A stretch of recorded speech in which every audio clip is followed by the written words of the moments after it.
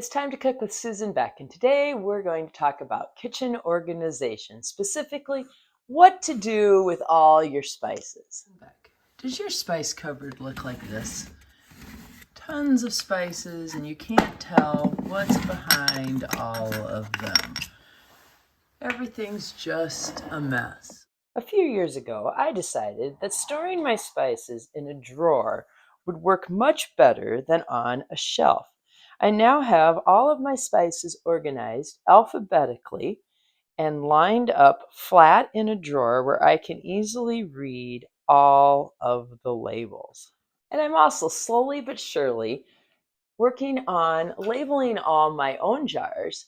These are Walmart Great Value jars, and I love them because they're square and they don't roll around in the drawer, so they lay nice and flat. And then I've just been creating my own labels that I attach using some packing tape. So no more messy, disorganized, I can't find it spice cupboard. Everything in its place alphabetically. Try using a drawer for your spices. And be sure to subscribe to Time to Cook with Susan Beck for other great tips and some delicious recipes.